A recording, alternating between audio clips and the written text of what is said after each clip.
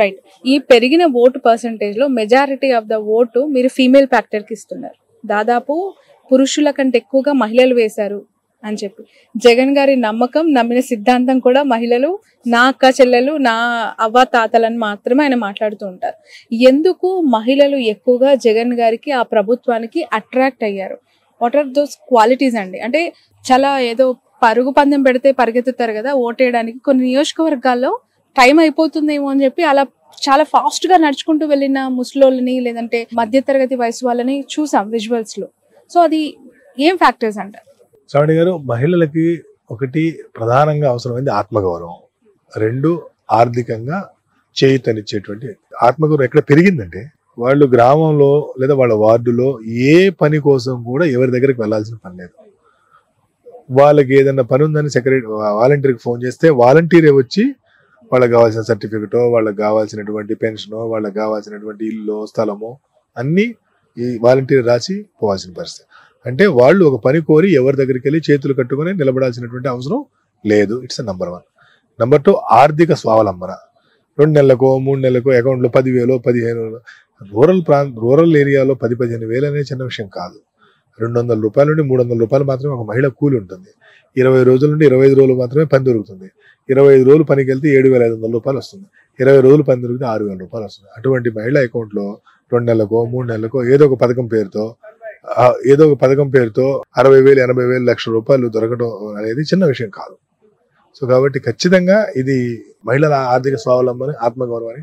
అందుకని మహిళలు ఎక్కువగా జగన్మోహన్ రెడ్డి గారిని ఆదరించారు. మన 55-56% మంది మహిళలు ఈరోజు ఓటింగ్ చేశారు. Okay, right. Urban and rural పూర్తిగా కన్సాలిడేట్ అయిపోయారంటారా? మొత్తం టీడీపీకి వాళ్ళేశారు, రూరల్ అంతా వైసీపీకి అనుకోవచ్చా? రూరల్ లో ఎక్కువగా వైఎస్ఆర్సీపీకి ఓటింగ్ జరిగింది. అర్బన్ లో పోలింగ్ పర్సంటేజ్ తక్కువ. ఆ తక్కువ కారణంగా సహజంగా అర్బన్ ఏరియాలన్నీ కూడా నేను ఇందాక చెప్పాను, శ్రీకాకుళం, విజయనగరం, విశాఖ, రాజమండ్రి, ఏలూరు ఇవన్నీ కూడా కొంత టీడీపీకి అనుకూలంగా ఉన్నాయనేటువంటి సంగతి చెప్పాను. సహజంగా అర్బన్ ఏరియాలో వాళ్ళకి అనుకూలంగా ఉన్నాయి. అంతకు మించి అక్కడ మీరు చూస్తే సాలిడ్ గా 74% పోలింగ్, రూరల్ ఏరియాలో 92% జరిగింది. కాబట్టి ఈ పెరిగినటువంటి ఈ రూరల్ ఓటింగ్, అందులో ముఖ్యంగా ఈ ఎస్సీ ఎస్టీ కాలనీలో పెరిగిన ఓటింగ్ అంతా కూడా వైఎస్ఆర్సీపీకి అనుకూలంగా పడిందని చెప్పడంలో ఎటువంటి సందేహం లేదు. Majority of the negative points లో రాజధాని అంశం ఒకటి అని చెప్పి మస్తాన్ గారు ఇంతకు ముందు ప్రెస్ మీట్ లో చెప్పారు. తీసేయాలనుకున్న గుంటూరు అమరావతిలో, పెట్టాలనుకున్న వైజాగ్ లో acceptance. This is very sad truth. దీనిపైన మీ విశ్లేషణ ఏంటి? అంటే రాజధాని పోతుంది కాబట్టి తమ భూముల యొక్క విలువలు పడిపోతున్నాయి అనేటువంటి ఉద్దేశంతో గుంటూరు పార్లమెంట్ అంతా కూడా అధికార పార్టీకి వ్యతిరేకంగా ఓటేశారు. విశాఖపట్నంలో మేము ప్రశాంతంగా ఉంటున్నాం, ఇక్కడికి వచ్చి మీరంతా రాజధాని, రాజులు, రాజ్యాలు, ఇక్కడికి వచ్చి ఎమ్మెల్యేలు ఈ గోలంతా ఉంటే మేము ప్రశాంతత పోయిద్దని చెప్పి వాళ్ళు వ్యతిరేకంగా ఓటు వేశారు. అందుకనే విశాఖపట్నం పార్లమెంటు, గుంటూరు పార్లమెంట్ లో 1-2కి మించి వైసీపీకి వచ్చే అవకాశం లేదు. ఇక ఇది జగన్మోహన్ రెడ్డి గారికి ఇది తెలుసు. ఈ ఖచ్చితంగా అక్కడ ప్రతిబంధకం ఉంటుందని తెలుసు, ఇక్కడ వ్యతిరేకత ఉంటుందని కూడా తెలుసు కూడా ఆయన ఆ ధైర్యం చేశారు. వై నాట్ 175 అని చెప్పి వైసీపీ, జగన్మోహన్ రెడ్డి పదే అన్న సందర్భం మనం చూస్తున్నాం. మీరేమో ఇక్కడ 90-100 చేంజ్, మీరు 94-104. అంటే ఒకటి లక్ష్యం పెట్టుకోవడం తప్పులేదు, కానీ లక్ష్యం పెట్టుకున్నట్టుగా ఎదురు 3 పార్టీలు కలిసినాయి కదా. ఇతని లక్ష్యం పెద్దగా ఉంది కాబట్టి అవతల 3 పార్టీలు కలిసినప్పుడు సో వాళ్ళకు కూడా కన్సాలిడేటెడ్ ఓటు బ్యాంక్ ఉంటుంది కదా. సో ఆ ఓటు బ్యాంక్ అనేటువంటిది అంత ఓటు బ్యాంక్ 46-47% ఉన్నప్పుడు 175 అనేది సాధ్యం కాదు. సరే, లక్ష్యం పెట్టుకోవడం దాన్ని ఎవరు తప్పు పట్టాల్సిన పని లేదు. రైట్. బీజేపీతో పదే పొత్తు పెట్టుకోవడం వల్ల నెగిటివ్ అయింది, లేదంటే డైరెక్ట్ గా అధికారంలోకి వచ్చే స్థాయి టీడీపీకి ఉంది అని మాట్లాడే వాళ్ళకి నిజమేనా? లేదు శ్రావణి గారు, ఇది బీజేపీని బదనాం చేయడానికి ఏదో వాడేటువంటి విషయమే గానీ బీజేపీతో కలిస్తే పూర్తిగా నష్టపోతామని కనుక చంద్రబాబు గారికి తెలిస్తే బీజేపీతో ఎందుకు పొత్తు పెట్టుకుంటారు? కొన్ని అవసరాలు ఉన్నాయన్నారు కదా. ఎగ్జాక్ట్లీ అదే చెప్తున్నా. ఆ అవసరాలు బీజేపీతో ఏదైనా నష్టం జరిగితే అంతకంటే ప్రయోజనాలు ఎక్కువ ఉన్నాయి కాబట్టి పెట్టుకున్నారు. సింపుల్. Okay, right. జనసేన ఏ విధంగా పుంజుకుందంటారు? మీ అనాలిసిస్ ఏంటి? ఎందుకు అంటే జనసేన 14-15 మంది శాసనసభ్యులు అసెంబ్లీకి వెళ్ళబోతున్నారు కదా, వాళ్ళకి మేలే కదా ఇది. కాకపోతే 10 ఏళ్ల తర్వాత కూడా ఇంకా 10-15 సీట్ల గురించి ఆలోచించాల్సి రావడం కొంచెం బాధాకరం జనసేన విషయంలో. సో జనసేనకి ఇప్పటి వరకు ఒక సింబల్ కూడా అంటే సాలిడ్ గా లేకపోవడం అనేటువంటిది వాళ్ళకి మైనస్. మనకు చాలా ఆందోళన పడ్డారు గాజు గ్లాస్ విషయం. ఓకే. అంటే జనసేన ఇక నుండైనా వాళ్ళు సంస్థాగత నిర్మాణం చేసుకుంటారని అనుకుంటున్నాను నేను. ఎందుకంటే 15 అసెంబ్లీలు వస్తాయి కాబట్టి. ఇక్కడ ఒక క్వశ్చన్ నేను మిమ్మల్ని అడగాలి. జనసేన పార్టీ కాపు సామాజిక వర్గం ఫ్యాక్టర్లో ఓన్లీ వాళ్ళే పవన్ కళ్యాణ్ కి అట్రాక్ట్ అవుతున్నారా, యూత్ అట్రాక్ట్ అవుతున్నారు, లేదు మిగతా సామాజిక వర్గాలను కూడా అట్రాక్ట్ చేసేలాగా పవన్ కళ్యాణ్ కి గ్రౌండ్ లో ఉందా? అంటే ఒకటండి, పవన్ కళ్యాణ్ ప్రధానమైనటువంటి ఓటు బ్యాంకు కాపు ఓటు బ్యాంకు, తర్వాత యూత్. సరే, ఆ యూత్ లో ఏ వయసు వాళ్ళు ఓటు హక్కు ఉన్నవాళ్ళ లేరా అంటే అది ఒక పెద్ద చర్చ. కానీ పవన్ కళ్యాణ్ గారిని ఎక్కువ మంది లైక్ చేస్తుంది మాత్రం రాజకీయంగా కాపు కమ్యూనిటీ. సినిమా పరంగా అందరు లైక్ చేస్తారు, irrespective of the caste release, అందరు అన్నింటిలో ఆయన అభిమానులు ఉంటారు. కానీ బట్ ఖచ్చితంగా ఈ ఎన్నికల తర్వాత ఆయన సంస్థాగత నిర్మాణం కొంత చేసుకుంటారని మాత్రం నేను ఆశిస్తున్నాను. చాలా సర్వే సంస్థలు కూటమికి అనుకూలంగా ఇచ్చాయి. ఆరా మస్తాన్ గారు వైసీపీ అధికారంలోకి వచ్చే అవకాశం ఉందని ఇచ్చాయి. అంటే చాలా ఏం కాదు, అనేక సంస్థలు వైసీపీ కూడా వచ్చాయి. బట్ నేను firmly definitely YCP will form the government అని నేను నా సర్వే ద్వారా అదే నిరూపితమైంది, అదే ఇస్తున్నాను. నమ్మొచ్చా వైసీపీ దీన్ని బ్లైండ్ గా నమ్మొచ్చు, ఖచ్చితంగా నమ్మొచ్చు. తప్పదు, ఎట్టి పరిస్థితుల్లో అవకాశం లేదు తప్పడానికి. తప్పితే ఎట్టి పరిస్థితులు తప్పిన తర్వాత అసలు మీరు వెళ్ళి ఇంటర్వ్యూ కూడా అడగరా? అడుగుతాను, ఎలా తప్పింది అని అడగొచ్చేమో, మీ లెక్కలు ఎలా తప్పాయని అడగొచ్చేమో. ఇప్పటికి తప్పదు, ఈసారి మళ్ళీ మీ సర్వే మరొకసారి నిజమైంది అని చెప్పి ఇంకొక ఇంటర్వ్యూలో తప్పనిసరి కలుద్దాం. అప్పుడు అనేక విషయాల పట్ల వైసీపీ స్ట్రాంగ్ ఉన్న చోట ఎక్కువ పడింది. సో ఇవన్నీ చూసుకుంటే మనం వేరే చూసుకుంటే 110 to 130. ఇక సగం విషయానికి వస్తే నిన్న ఒకరు ఫోన్ చేసినారు. ఫస్ట్ టైం ఎవరికి ఆ డౌట్ రాలేదు, ఒక ఫోన్ చేసినారు. సగం మీసం తీస్తా అంటే మీరు సెంటర్ నుంచి లెఫ్ట్ తీస్తారా, సెంటర్ నుంచి రైట్ తీస్తారా, పై నుంచి కింద తీస్తారా అన్నాడు. ఇట్లా తీస్తారా, ఇట్లా తీస్తారా అని అడిగిన. నేను అన్నాను, land pooling act Jaganmohan Reddy చేయని దాన్ని మీరు చేసినట్టు ప్రచారం చేస్తున్నారు, అట్లాగే రిజిస్ట్రేషన్ ఒరిజినల్ ఇవ్వట్లేదు, జిరాక్స్ ఇస్తున్నారు మీరు ప్రచారం చేసినారు. మీ తెలివితేటలు మీరు చూపించినప్పుడు నా తెలివితేటలు నేను చూపిస్తాను అని చెప్పి అదే అంటే ఆన్సర్ ఏమి ఇచ్చారు? అదే వాళ్ళ తెలివితేటలు వాళ్ళు చూపించినారు, నా తెలివితేటలు ఫస్ట్ ఆఫ్ ఆల్ అవసరమే రాదు. ఫస్ట్ ఆఫ్ ఆల్ 99.999% అవసరం రాదు. ఒకవేళ వస్తే మీరు మీ తెలివితేటలు చూపించినారు, నేను నా తెలివితేటలు చూపిస్తాను. ఏ విధంగా ఉంటుంది సార్ అది? పక్కా తీసుకుంటారా లేకుంటే? పక్కా తీసుకుంటా.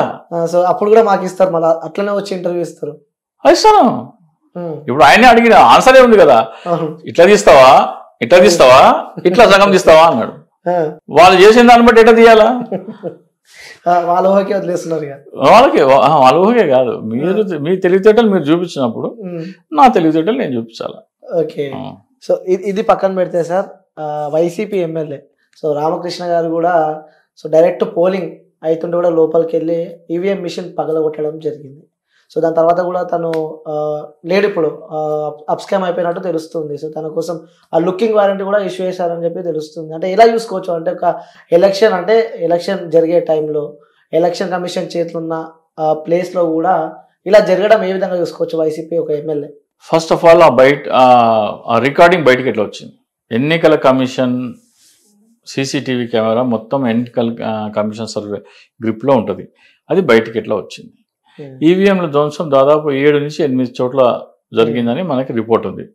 ఆ 7 నుంచి 8 జరిగిన ఎక్కడెక్కడ ధ్వంసం జరిగిందో ఆ చోట్ల కూడా ఇదే స్థాయిలో ఎందుకు అరెస్ట్ చేయడానికి ప్రయత్నం జరగట్లేదు?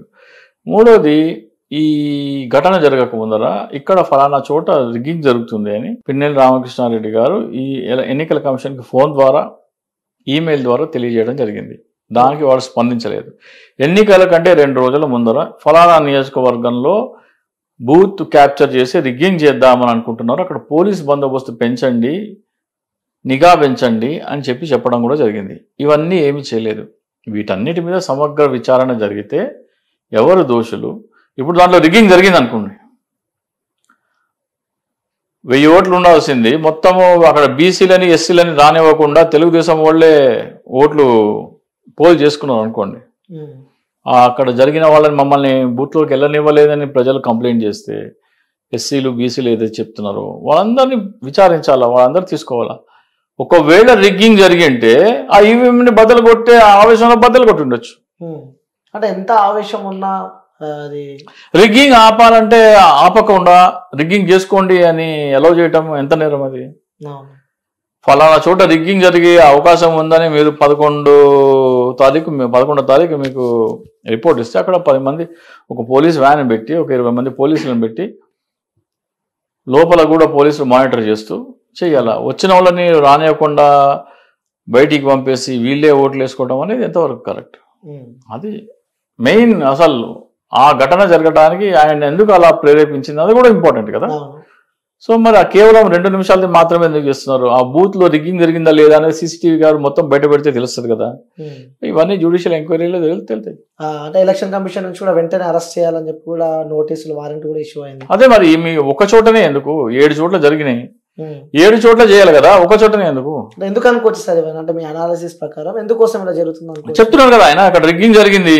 ఓకే, ఇప్పుడు వైసీపీ ఓటర్లు వెళ్ళి ఓటేస్తామంటే వాళ్ళని బూత్ లోకి వెళ్ళనివ్వట్లేదు, వాళ్ళ ఓట్లు టీడీపీ ఓట్లు వేసేస్తున్నారు. ఓకే, అది ఎంతవరకు కరెక్ట్? అది అంటే ఎలక్షన్ కమిషన్ ఏం చేస్తుంది అనుకోవచ్చు మరి. అదే కదా అడిగేది ఆయన అదే అడుగుతున్నాడు కదా. 11th రోజు ఇక్కడ రిగ్గింగ్ జరుగుతుందని నేను చెప్పినాను, మీరు ఎందుకు యాక్షన్ తీసుకోలేదు? ఆ ఎలక్షన్ రోజు వాళ్ళ తమ్ముడిని అక్కడ కొట్టినారు, కార్యకర్తలు మన ఓటర్లను లోపలికి పోనివ్వట్లేదు, ఆ బూత్ క్యాప్చర్ చేసి రిగ్గింగ్ చేసుకుందామని ప్రయత్నిస్తుంటే ఆయన కోపం వచ్చి బద్దలు కొట్టిండేమో. ఆయన చెప్పుకుంటాడు కదా ఎందుకు బద్దలు కొట్టిండని. కమిషన్ ఉంటది, అరెస్ట్ చేస్తారు, ఆయన మీద అన్ని చోట్ల చేయాలి కదా, మరి ఒక చోటే ఎందుకు చేస్తున్నారు? ఇవన్నీ ఆలోచించాల్సిన విషయాలు అంటారు.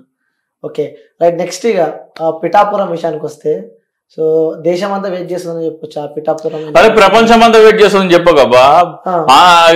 ఏది మన వేరే దీని మీద ఉంటుంది, గ్రహాల మీద ఉంటుంది కదా, గ్రహాంతర వాసులు కూడా పిఠాపురంలో ఏం జరుగుతుందో అని చూస్తాం. ఏంది పవన్ కళ్యాణ్ ఆఫ్టర్ పవన్ కళ్యాణ్ కోసం ఏంది అంటే వాస్తవం కాదంటారు. ఏమి రాష్ట్రం అంతా కాకుండా దేశం అంతా వెయిట్ చేసేది పిఠాపురం. ఎవరు తెలుసు పవన్ కళ్యాణ్ దేశం అంతా?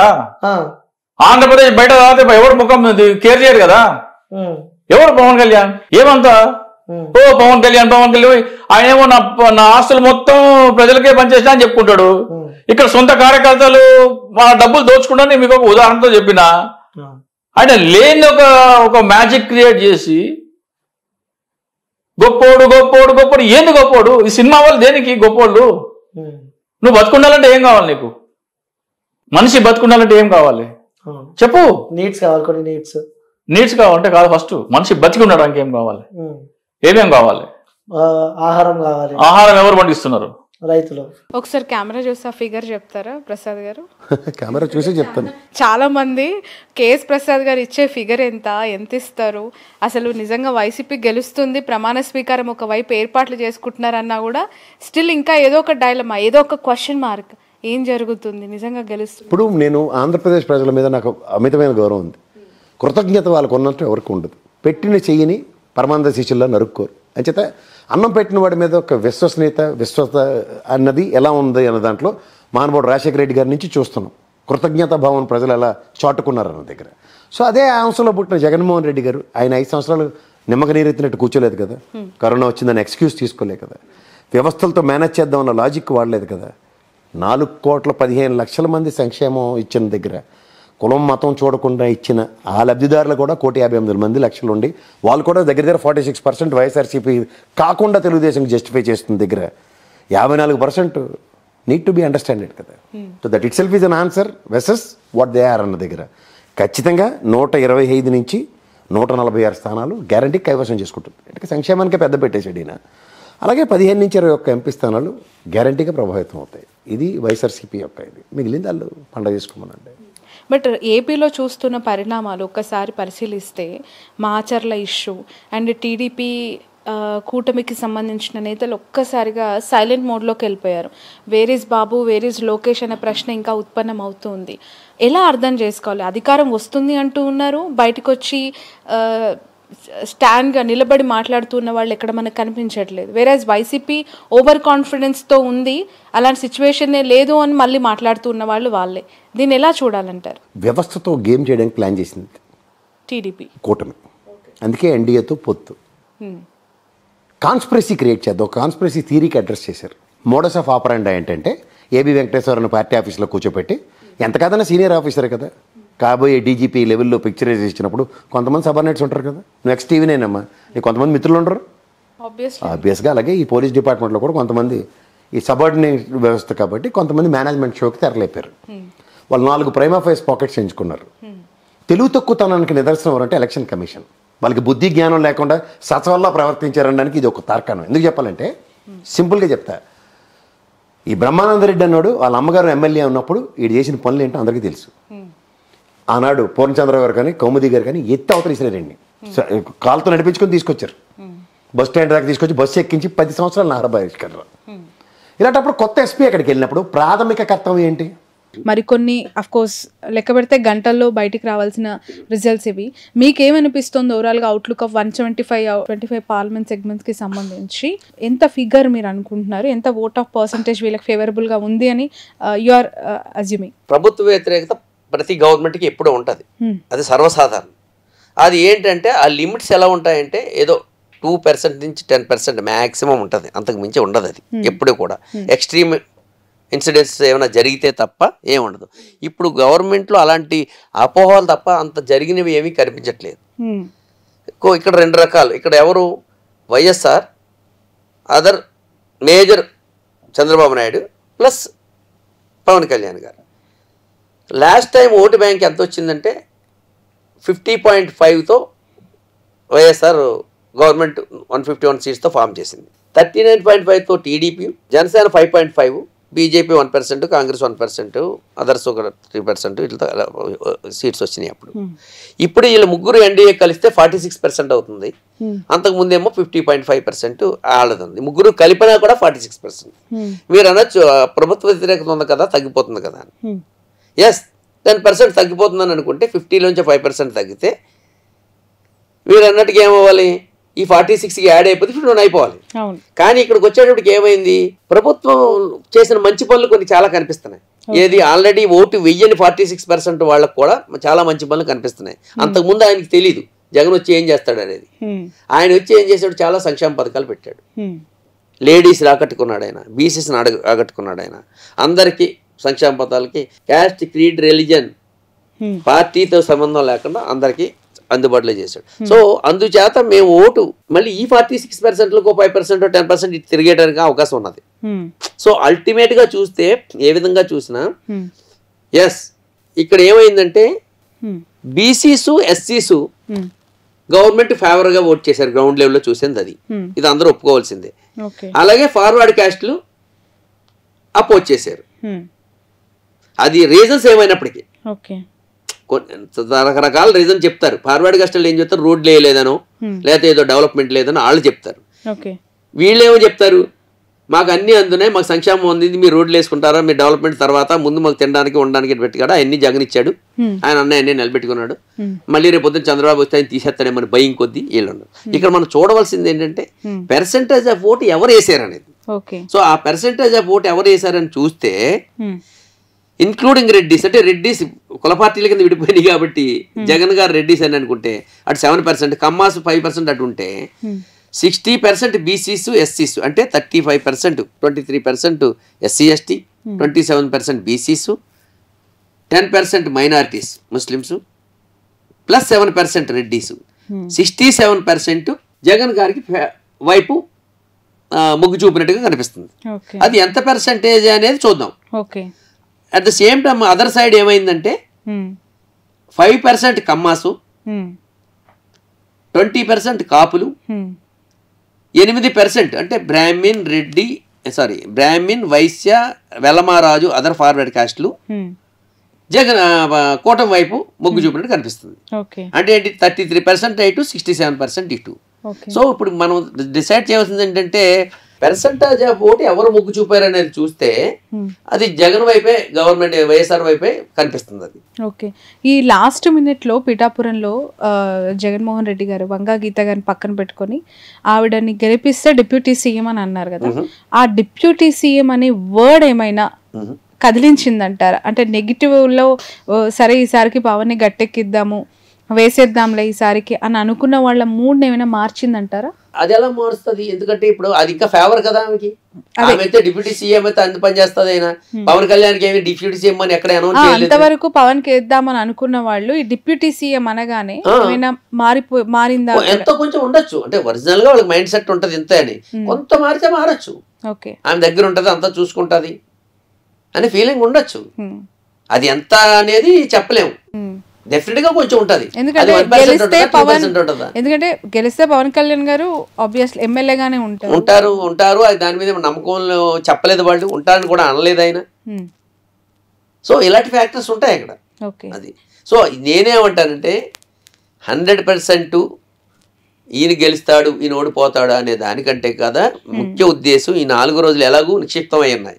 ఈ 4 రోజుల్లో బెట్టింగ్ల కాసు మాసిపోవద్దని, ఎస్పెషల్లీ పిఠాపురం మీదే క్రేజీతో అయ్యో పవన్ కళ్యాణ్ మీద నేను కాశాను. ఈ యంగ్స్టర్స్కి ఎలా ఉంటుందంటే నేను పవన్ కళ్యాణ్ గారి మీద కాశాను, నేను గెలిచాను, లేదా పవన్ కళ్యాణ్ గారి ఓడిపోయి, ఇలాంటి క్రేజ్ రావాలనే ఫీలింగ్తో కూడా యూత్ ఉంటారు. వాళ్ళని మోసపోవద్దని చెప్పడం కోసమే నేను ఈ వీడియో. ఓకే, ఓవరాల్గా మీరు ఇన్ని రోజులు చూసారు కదా అక్కడ పాలిటిక్స్ అంతా కూడా, ఒక ఫిగర్ ఇవ్వాలి అనుకుంటే వైసీపీకి ఎంత ఫిగర్ ఇస్తారు? అదే గెలుస్తుంది 100% అయితే వైసీపీ గవర్నమెంట్ వస్తుందని, అంటే పార్టీలకు అతీతంగానే చెప్తున్నాను. ఎందుకంటే 67% వైఎస్ఆర్కే మొగ్గు చూపారు. దానికి ఫ్యాక్టర్స్ ఏంటంటే ఆయన చేసిన సంక్షేమ పథకాలు.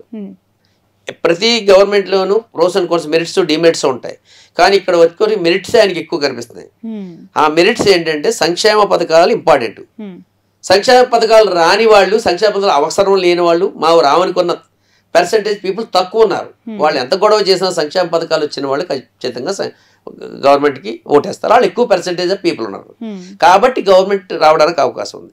2, ఇదే సంక్షేమ పథకాలు ఇక్కడ క్రెడిబిలిటీ ఆఫ్ ది లీడర్, ఇదే సంక్షేమ పథకాలు చంద్రబాబు నాయుడు గారు లేదా ఎన్డీఏ ఆ కూటమి కూడా ఇవ్వచ్చు కదా అని మీరు అనొచ్చు. కాదు ఆయన ప్రూవ్ ఇంతకుముందు గతంలో ఆయన ప్రూవ్ అవ్వలేదు, ఆయన నమ్మించలేకపోయాడు పబ్లిక్ని. ఇప్పుడు ఏమనుకుంటున్నారంటే ఆయన మళ్ళీ ఇస్తాను నేను అన్నా, ముందు ఆయన ఏమన్నాడు, ఆయన ఈ ఇచ్చిన పథకాలు మంచివి కాదు, నైజీరియా అయిపోద్ది, అదైపోద్ది, బీదదేశం అయిపోద్ది, అది మంచిది కాదని చెప్పాడు ఆయన.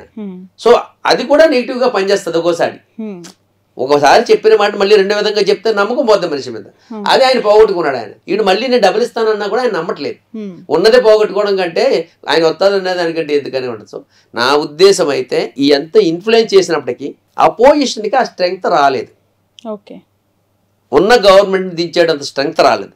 దట్టు వాళ్ళ పర్సంటేజ్ ఆల్రెడీ హై ఉంది. అండ్ బీసీసీ ఎస్సీసీ కలిస్తే కూడా ఓటు బ్యాంక్ పర్సంటేజ్ వాళ్ళ ద్వారానే ఎక్కువ వస్తుంది. సో ఏ ఫ్యాక్టర్లో చూసినా వాళ్ళు గవర్నమెంట్ ఫామ్ చేస్తారన్నారు. ఎడ్జ్ అయితే వైసీపీకి 100% ఉంది. ఆ ఎడ్జ్ ఎంతైనా ఉండొచ్చు. అది ఇప్పుడు ఆపరేషన్ లేకుండానే మోకాళ్లకు ప్లాస్మా ట్రీట్మెంట్, మీ ఆర్థోపెటిక్ సమస్యలన్నిటికీ రోబోటిక్ టెక్నాలజీ ద్వారా తక్కువ ఖర్చుతో శాశ్వత పరిష్కారం, ఫ్రీ కన్సల్టేషన్, ప్రతి ట్రీట్మెంట్ పై 20% డిస్కౌంట్. ఈ ఆఫర్ కొద్ది రోజులు మాత్రమే, త్వరపడండి. V9 hospitals 9281465842.